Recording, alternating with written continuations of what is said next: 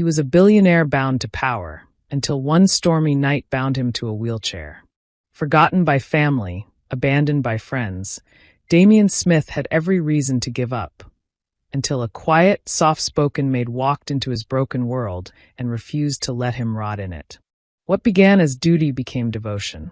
What bloomed from tragedy became love.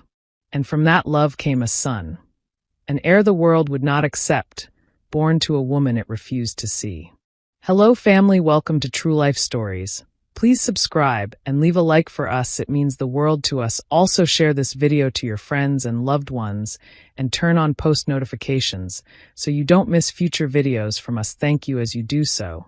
Sit back and relax as we dive into the story. The rain came down like grief, relentless and blinding.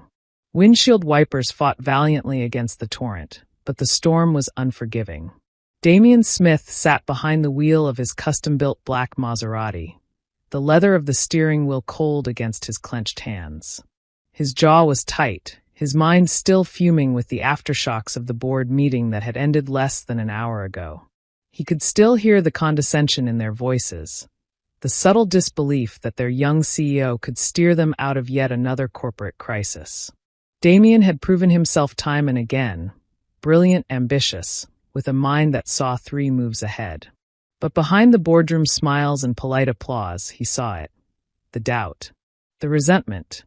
The quiet murmurs about succession plans and contingency clauses. He didn't notice the curve in the road until it was too late. The car spun. A flash of headlights. Screeching tires. The sickening crunch of metal against metal. And then the world turned upside down. Darkness swallowed everything. Damien opened his eyes to the harsh white glow of hospital lights. His head throbbed, his mouth was dry, and his body felt foreign. Heavy. Numb. A beeping monitor to his left. The scent of antiseptic. The distant sound of voices. Something was wrong. Something deep in his core told him so. A nurse noticed his eyes fluttering. She rushed over, pressing a button and leaning in with a gentle, professional smile. Mr. Smith, you're awake. You've been unconscious for 3 days. Don't try to move, just stay calm. But Damien did try to move. His arms responded slowly, weakly. But his legs, he felt nothing. No pressure, no sensation, just a void. His breath caught. What's wrong with my legs? He rasped. She hesitated. The neurologist came within the hour. A tall man with kind eyes and a clipboard heavy with news. His words were deliberate, controlled, yet no amount of clinical phrasing could cushion the blow. Your spinal cord was severely damaged in the crash. The surgery prevented further trauma, but the paralysis is likely permanent, Mr. Smith. From the waist down. For a moment, silence was the loudest thing in the room. And then Damien, billionaire mogul, master of empires, broke. Tears surged down his face, silent at first, then guttural, ripping from somewhere he never knew existed. His cries echoed in the sterile white walls, haunting and raw. A nurse tried to comfort him, but he turned his face away. He didn't want hands. He didn't want words. He wanted to walk. Days passed, but time meant little. His room was a cage and his body a prison. Machines whirred, nurses rotated, and doctors offered platitudes wrapped in hope he didn't believe. They spoke of therapy, adjustment, a new normal. He stared blankly at the ceiling and stopped responding. His parents visited once in the first week. His father stood stiffly at the foot of the bed, hands in the pockets of his tailored suit. "We'll arrange for a private rehabilitation center," he said without making eye contact. His mother hovered by the window, dabbing her eyes more for effect than emotion. "You're strong," she said softly, offering a lukewarm smile. "You'll figure it out." Then they were gone, replaced by their absence like they'd always been. There for appearances, never for the real moments. Damien didn't ask when they'd return. He knew they wouldn't. He tried calling old friends. Only 2 answered. One made excuses. The other offered a rushed, "If you need anything, just call," and never followed up. The reality hit harder than the crash itself. He had everything, and no one. One night, he stared at the television without watching it. A nurse left a tray of untouched food and dimmed the lights. Outside, Rain drizzled against the glass. His hand reached for the remote, but it slipped from his fingers. His fingers were clumsy now, tired, slower than before. He looked down at his lifeless legs. The hospital blanket draped over them, like a veil over a corpse. Damien Smith, once unstoppable, was now still. He clenched his jaw and whispered into the silence, "I wish I hadn't survived." But somewhere, faint and fragile, another voice inside whispered back, "Not yet." Damien didn't speak much in the car on the way home. The private medical transport van rolled slowly through the gates of Smith Estate, the towering black iron bars parting like reluctant sentries. Outside, the world moved on, people walking their dogs, children chasing each other on bikes. Unaware of the man behind the tinted windows, returning to a palace that now felt like a cage. The mansion hadn't changed. The grand facade, with its limestone columns and manicured hedges, stood like a monument to who Damien Smith used to be. Inside, staff moved with hushed efficiency, eyes lowered, as though afraid to look directly at their broken prince. The grand chandelier above the foyer sparkled mockingly. A polished ramp had been added discreetly along the side stairs. The elevator he never used had been refurbished. One of the guest suites on the first floor was converted into a bedroom and therapy space. His entire life had been rearranged while he lay in a hospital bed, helpless, screaming into pillows at night. Damien was wheeled inside by a nurse from the hospital's transition team. His assistant, Eric, walked beside them, quiet, unsure if he should speak. When they reached the new room, Damien looked around without saying a word. The bed was custom-made to support his condition. A table beside it held his medication schedule, a call button, a glass of water. "I'll have the team set up your schedule for next week. We've also arranged for a live-in therapist," Eric offered carefully. "And we've begun vetting caregivers. Someone full-time. You'll need help, Damien." Damien stared out the window. Beyond the glass, the late afternoon sun dipped behind tall trees. "I don't want a stranger wiping my ass," he said flatly. Eric swallowed. "It's not just hygiene. They'll cook, help with daily care. They're trained." "I said no strangers," Damien snapped. "If I have to be babed, then find someone who knows how to keep their mouth shut. No sympathy. No smiling like I'm a *** king lost puppy." Eric didn't argue. He simply nodded and stepped out, phone already in hand. The next few days blurred. Physical therapy sessions were a nightmare. Every time he tried to lift himself even an inch, his arms trembled, his back screamed, and rage pulsed through his veins like venom. He threw a water bottle at a mirror on the third day and refused to come out of his room on the fourth. His phone buzzed occasionally, well wishes from people who used to shake his hand at galas. PR damage control, corporate updates, press inquiries. He ignored them all. He ate little. He slept less. Nights were the worst. Alone, stripped of all the armor his wealth once provided, Damien lay in the silence of a mansion built to be admired, not lived in. And every hour, he was reminded of the parts of himself that no longer worked. By the end of the week, Eric returned, accompanied by a quiet woman with warm eyes. "This is Nadia Brooks," he said. She stood near the doorway, hands folded in front of her, wearing simple jeans and a pale blue shirt. No makeup, no designer bag, just calm, steady eyes that met Damien's without flinching. "I don't need anyone," Damien grumbled. "I'm not here to force anything," she said, her voice soft but firm. "I'm here to help. If you don't want that, I can leave." Something about her tone, not arrogant, not pleading, struck him. She didn't look at him with pity, like the others. Just patience. The kind that isn't taught but lived. He looked away. "Fine. 1 week. That's all." Nadia nodded. 1 week. That evening, she brought him dinner. Not the bland hospital meals he was used to. She had made grilled salmon with lemon and herbs, roasted vegetables, and warm bread. The aroma reached him before she entered the room. "You cook?" he asked, surprised. She smiled. "It's cheaper than takeout. And healthier." She wheeled the tray to his side and helped adjust his pillows. Her hands were gentle, efficient. She didn't flinch when she had to help him clean up afterward. She moved with dignity, not just her own, but his too. Damien waited for the awkward questions, the probing sympathy, the look of discomfort when she touched his legs. But she never gave him any of that. Instead, she told him about the soup she burned last week, about her younger brother who hated vegetables, about the first time she stepped into a house like this, when she worked as a maid in college, and how terrifying it was to dust around sculptures worth more than her entire family had earned in 10 years. Damien didn't laugh, but something cracked inside him. Later that night, as she wheeled the empty tray away, she paused by the door. "I'm not here to fix anything," she said softly. "But I won't treat you like you're broken either."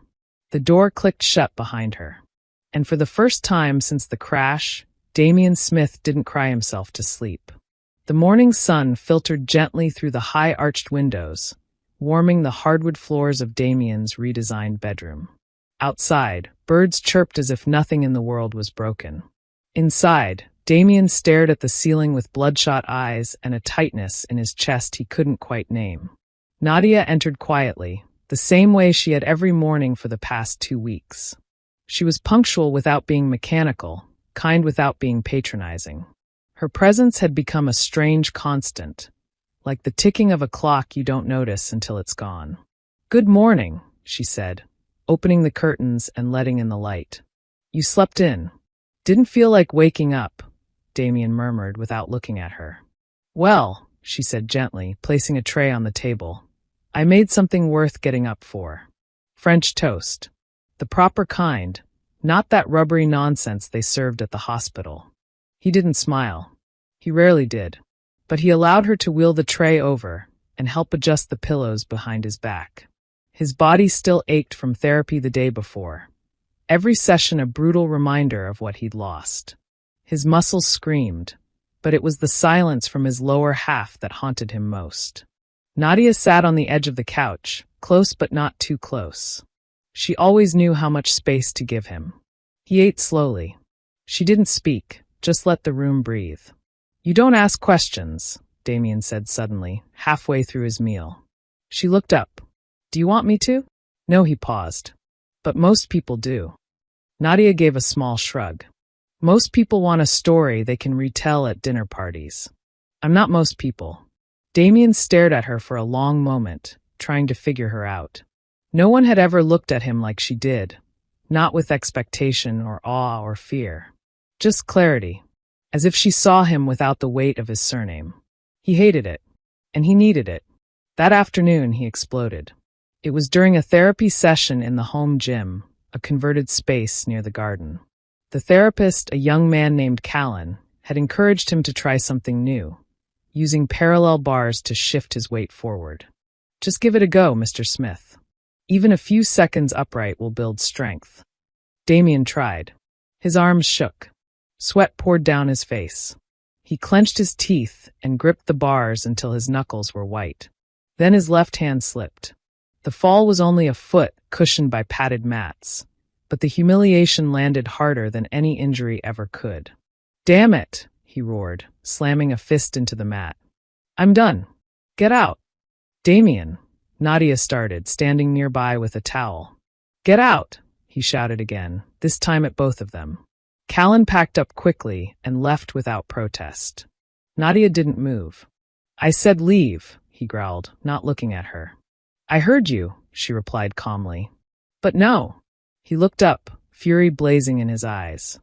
"I'm not a charity case," he hissed. "You think you're here to fix me? Save the broken billionaire? Write a tear-jerker story and feel good about it?" "No," she said, her voice sharper than usual. "I think you're angry. And scared. And trying to push away the one person who's not pretending around you." Damien froze. Nadia walked closer, kneeling beside him on the mat. "You think I haven't seen pain before? I've bathed dying patients, held hands with children who lost parents, spent nights sleeping on a couch in the ER waiting for news about someone I love. You're not the only one who's suffered, Damien." He looked at her then, really looked. Her eyes were not full of pity. They were full of something stronger. Resolve. "I'm not here to rescue you," she continued softly. "I'm here because you need someone who doesn't flinch when you scream. and who knows when to be quiet and when to fight back. He let out a breath, ragged, wounded, humbled. And for the first time in a long time, he didn't feel quite so alone. That night, they sat in the library, surrounded by books no one had touched in years. Damien sipped whiskey, just a little, and Nadia drank tea. No nurses. No therapists. Just the crackle of the fireplace and the soft flick of pages turning. "You always read before bed?" she asked. "Used to. Before all this." "Then let's bring it back," she said, pulling a novel from the shelf. "This one's a favorite of mine." He raised an eyebrow. "You read Dickens?" "I read anything that doesn't patronize me." She began reading aloud, her voice smooth and steady, filling the room with the rhythm of old words and new comfort. Damien closed his eyes. For the first time since the accident, his mind didn't spiral before sleep. And he dreamt, not of what he'd lost, but of what might still be found. It started with thunder. A low, rumbling growl that shook the windows of Smith Estate and echoed through its endless hallways like a warning. Rain hammered the roof, a restless percussion that turned the evening air cold and restless. Damien sat alone in the conservatory, wheelchair turned toward the storm outside. The garden lights flickered. Branches lashed against the glass in sudden gusts. He wasn't afraid of storms, he'd always liked them once. But tonight, they seemed to claw at something inside him he'd been trying to bury. The memories, the crash, the silence that came after, and the voice in his head, the one that whispered cruel things when the world went quiet. He gripped the armrest tightly, trying to breathe, trying to count like the therapist had shown him. In for 4, hold out for 6. But his chest tightened anyway. His throat felt like it was closing. The wheelchair's leather creaked beneath his clenched fists. His vision blurred. He couldn't move. He couldn't run. He couldn't get out. Then suddenly, the door opened behind him. "Damien!" Nadia's voice was soft but alert. She always knew when something was wrong. She stepped inside, closing the door gently. "I heard something fall." He didn't respond. She approached slowly, crouching beside the chair so she could see his face. His jaw was tight, his breathing shallow. Sweat beaded at his temples. "Hey," she said, her hand hovering near his arm but not touching yet. "You're safe. You're here. Just breathe with me, okay?" He shook his head violently. "I can't," he rasped. "I can't, it won't stop." "Yes, it will. Just listen to my voice." She started counting softly. Her voice was low, rhythmic. Steady. She kept her eyes on him as she inhaled and exhaled, showing him how to mirror her. Little by little, his shoulders relaxed. His breathing steadied. Then the silence came. Not the oppressive kind, a different silence. A peaceful one. Like the hush after a storm finally breaks. Damien looked at her, really looked. Her hair was damp from the rain. A soft halo of curls framed her face. Her hand, still resting lightly on his, was warm. Grounding. "I hate this," he whispered. "I know. I feel like I'm trapped inside a body that isn't mine." "You are. For now. But it doesn't own you. It doesn't define all of you." He looked at her, the storm still flickering in his eyes. "Then what does?" Nadia didn't answer immediately. She reached up, brushing a strand of hair off his face. "The parts of you that fight, that feel, that refuse to give up, even when it hurts." Damien's breath hitched. The room felt impossibly still. Her hand lingered. His eyes dropped to her lips, then back to her eyes. "Nadia." She didn't pull away. So he did what he never thought he'd be able to do again. He leaned forward. Just slightly. Just enough. She met him halfway. The kiss was slow, searching. Gentle at first, hesitant, like two people testing the surface of deep water. Her lips were soft, and he hadn't kissed anyone since the accident. It was awkward, a little clumsy, and perfect. When they finally broke apart, both were breathless. "You shouldn't," he said quietly. "You didn't sign up for this." Nadia shook her head. "I didn't sign up for anything, Damien. I chose to be here." There was no pity in her gaze. No hesitation. Just a fierce, quiet certainty. She cupped his face with both hands and kissed him again, Deeper this time, fuller, like she was anchoring him to something solid. Something real. He reached for her, arms pulling her closer until she sat carefully on his lap, legs straddling his. He felt everything, not in the physical sense, but in the emotional one. The heat of her body. The weight of her trust. The slow, sure way she held him like he was still whole. They didn't rush. There was no urgency in their touch, only reverence. Every button undone, every whispered word, every breath shared, it all felt sacred. They made love not like people trying to escape their pain, but like two souls clinging to each other in the middle of it. For Damien, it wasn't about what he couldn't do. It was about what he could still feel. Her presence, her kindness, her strength. And for Nadia, it was about showing him that intimacy wasn't bound by legs or strength or perfection. It was built with trust, with connection, with love. Hours later, they lay together on the small couch beside the fireplace, wrapped in the heavy silence of after. Nadia's head rested on his chest, her fingers tracing invisible patterns over his ribs. "I haven't felt like this in years," Damien murmured. "Safe. Alive." She looked up at him, her expression unreadable. "You're more alive than you know." He brushed his fingers through her hair. "I don't know what happens next."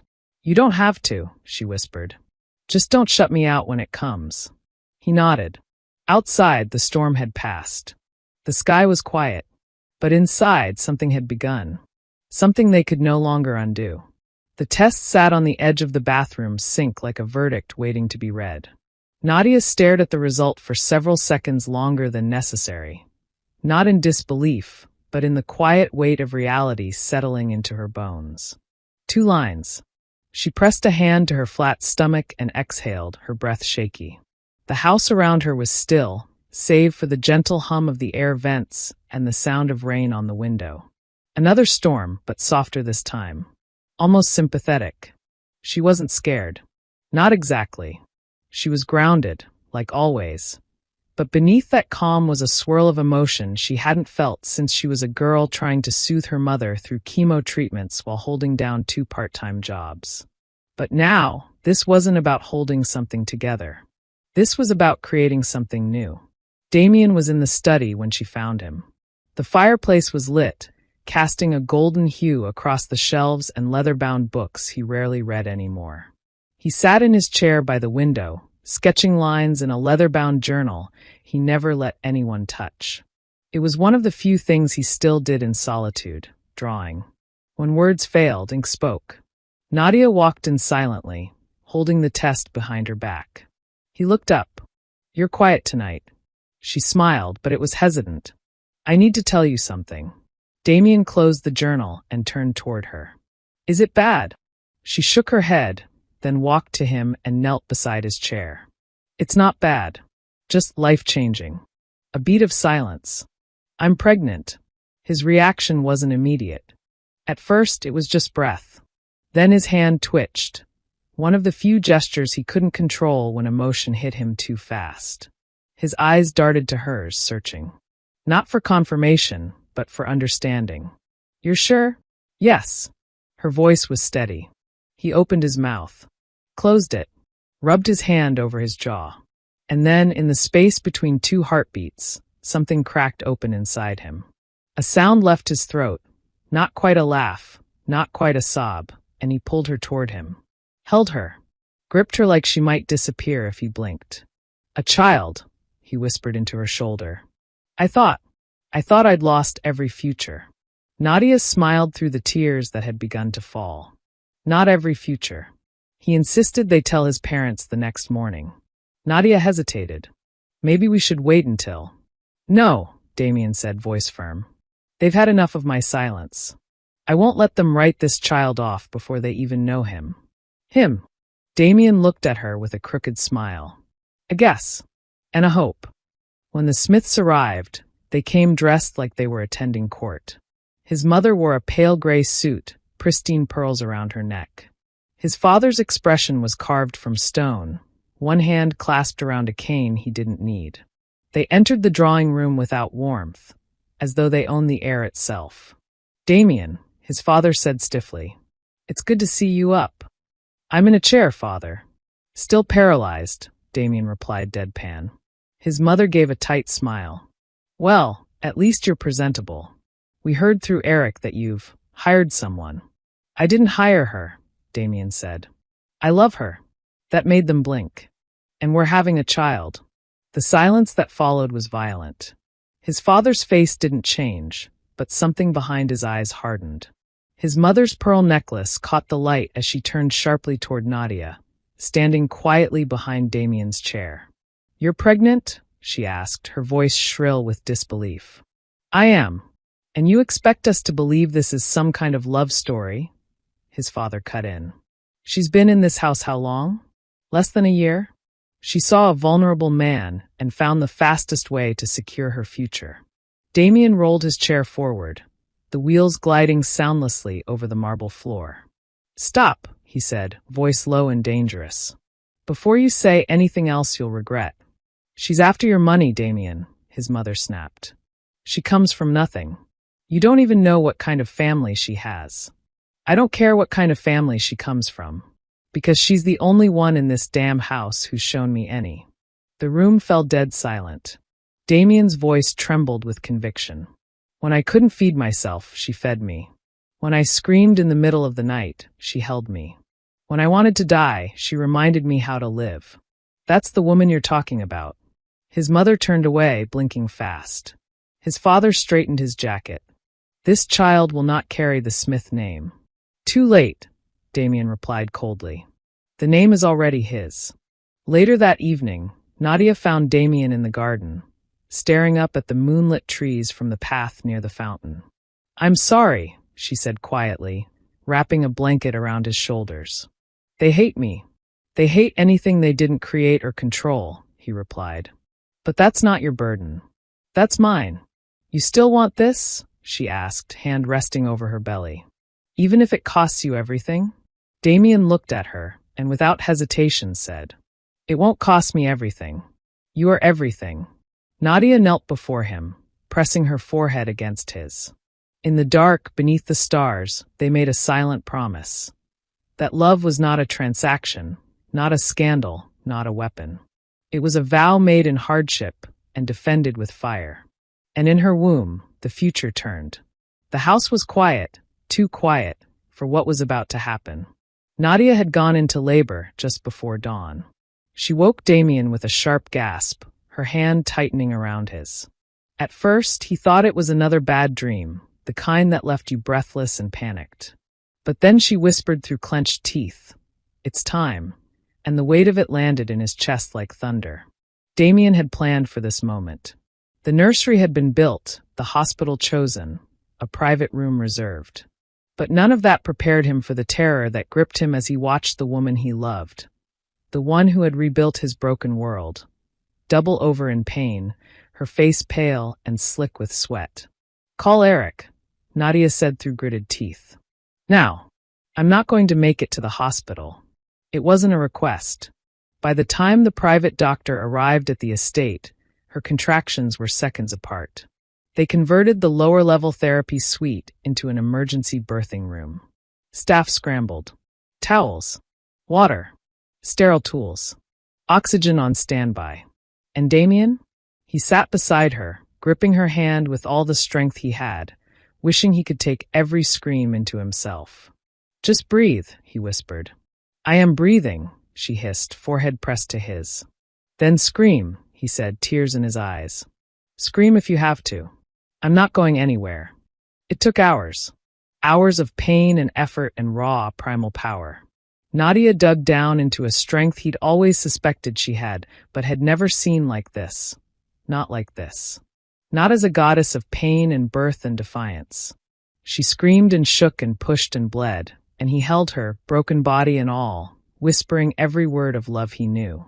And when the baby's cry finally echoed through the room, it shattered Damien. Tears streamed down his face, unabashed. He reached out trembling hands as the doctor gently cleaned the newborn and placed him in Nadia's arms. Their son. Furious. Alive. Nadia laughed, a sound drenched in exhaustion, joy, and something ancient. She looked up at Damien with eyes that said everything. Damien reached over and placed his hand gently on the baby's chest, feeling the tiny heart beat. "Liam," he whispered. "Liam Alexander Smith." The name echoed softly in the room. Nadia nodded, breathless. "He already looks like you." Damien couldn't speak. He couldn't move. All he could do was weep and smile and hold her hand. That night, the house was filled not with tension, but with a kind of sacred stillness. Nadia lay resting in bed, Liam swaddled and asleep on her chest. Damien stayed beside them, refusing to move his chair. Even when his back ached and his arms went numb, he refused to go. Eric stepped in briefly, holding a file. "The press found out," he said. "It's everywhere. They're calling it the billionaire Cinderella baby. Headlines are already spinning." Damien didn't blink. "I want a new will drawn up," he said quietly. "Tomorrow. Full heir status for Liam. Everything." Eric hesitated. "That'll cause waves. Let them drown in it." Eric left the file on the table and slipped away. The following week, the Smiths came again. They entered as if the estate still belonged to them, but this time, Damien met them at the door, Liam cradled in his arms, his wheelchair locked at the top of the steps. He didn't speak immediately. He simply held out the child. His mother's lips parted slightly. His father's face remained unreadable. "He's your grandson," Damien said. "Flesh. Blood. Your name." His father stepped closer, gazing down at the infant wrapped in navy cloth. "He's small." "He's new," Damien said. "That's how life begins. Small. Vulnerable. But with enough love, he'll become more than any of us." His mother bit her lip. Her eyes lingered on Liam's face. "He has your eyes. He has Nadia's soul," Damien replied. They didn't argue this time. They didn't protest. They stood in silence, not acceptance, perhaps, but the beginning of it. For the first time, they didn't look at Nadia like an intruder. They looked at her like someone they didn't understand, and that terrified them more than they'd ever admit. 3 weeks later, Damien and Nadia were married. No press. No spectacle. Just a small ceremony in the garden under the old oak tree, where Nadia used to wheel him during his darkest months. She wore ivory. He wore a tailored suit, seated in his new, sleeker chair. Eric stood as witness. A retired reverend from Nadia's neighborhood officiated, and Liam, dressed in a tiny white romper, slept through the vows. "I, Damien Smith," he said, his voice cracking, "take you, Nadia Brooks, as the only truth that ever saved me." "And I," she replied, her hand over his heart, "take you as the man you are, whole, fierce, and forever mine." When they kissed, it wasn't a fairy tale ending. It was a beginning, quiet, earned, and real. Weeks passed. Then months. Damien started physical therapy again, not with rage, but with resolve. Slowly, steadily, he regained some core strength. He learned how to move with more independence, how to hold Liam without needing help, how to laugh when he failed and try again the next day. He began to live, not in spite of what he'd lost, but because of what he'd found. He created a new branch of Smith Global, a foundation named after Nadia, focused on caregiver scholarships, rehabilitation access, and family services for single mothers. When asked by a reporter at a rare interview why he did it, he answered, "I did it because someone once gave me everything, without asking for anything." In the nursery, late one night, Damien sat beside the crib, his son staring up at him with wide, sleepy eyes. "You saved me," he whispered, stroking the boy's tiny hand. "You and your mother. You made me a man again. Not the one I used to be, a better one." Liam yawned. Damien chuckled softly and leaned closer. "One day, this will all be yours. Not the money, not the name, but the truth that built it all. Love, loyalty, fire." The baby cooed. And somewhere in the dark, Damien Smith smiled. The years passed the way time always does when it's finally cherished, slowly, then all at once. Smith Estate, once a symbol of isolation and grandeur, had changed. The house was still vast, still elegant, but now it was full of life. Toys littered the drawing room. Books leaned sideways on shelves. There were family photos on the piano, scribbles on the fridge, a dent in the hallway wall where Liam once launched his toy fire truck a little too enthusiastically. And laughter. So much laughter. It lived in the garden, where Liam chased butterflies under the willow tree. It echoed in the kitchen, where Damien struggled to flip pancakes without flipping the whole pan. It filled the halls in the early mornings, when tiny feet padded down the stairs before the sun had even risen. Damien had changed too. He still used the chair, mostly, but therapy had returned partial strength to his legs. With the help of parallel bars and stubborn determination, he had reached a point where he could stand unaided for short periods. Walk a few steps. Lift his son. Hold his wife close. It had taken years, patience, and no small number of tears. But he had done it. Not for pride. Not for anyone else's approval. He had done it for himself. And for them. One evening, as autumn painted the trees gold and rust, Damien stood on the back terrace, leaning on a cane, watching Liam play with Nadia on the grass. The boy was 5 now, fast, fearless, and curious beyond measure. "Come get me, Daddy," he shouted, cheeks flushed with joy. Damien chuckled, wincing a little as he stepped forward with deliberate effort. "I'm coming, little man." Slowly. "But I'm coming." Liam squealed and darted away, Nadia chasing after him with a soft laugh that still, even now, made Damien feel like the world was okay. She was wearing one of his old button-down shirts, her hair tied back, barefoot on the lawn. There were no jewels on her. No designer brands. But she glowed with a light that made every other thing he'd ever called beautiful seem dull in comparison. He sat down heavily on the stone bench by the garden wall, catching his breath. Liam ran over and climbed into his lap like he weighed nothing. "You okay, Daddy?" Damien nodded. "I'm perfect." Liam pressed a hand to his chest. "Your heart's beating really fast." "That's what happens when you chase little wild things," Damien smiled. "You wear me out." "Is that why you were sick when I was a baby?" Liam asked suddenly. "Because your legs stopped working?" Damien blinked, caught off guard. But he didn't flinch. "Yeah," he said softly. "That was part of it." "Did it hurt?" "Not the way you think. It was more, like losing a part of myself. Something I thought made me who I was." "But you got it back?" Damien looked up. Nadia had walked over, listening quietly. "No," he said, shaking his head. "I didn't get back what I lost. I got something better." "What's better than walking?" Liam asked. Damien met Nadia's eyes, full of everything they'd built from pain, stubbornness, and love. "Standing for the right things," he replied. "Even when you can't walk." That night, after Liam had fallen asleep clutching his favorite dinosaur plush, Damien and Nadia stood by the window in their bedroom. The stars blinked quietly above the trees. "You know," Nadia murmured, wrapping her arms around him from behind, "your parents came by today. I didn't tell you earlier." He tensed, just slightly. What did they want? To see Liam.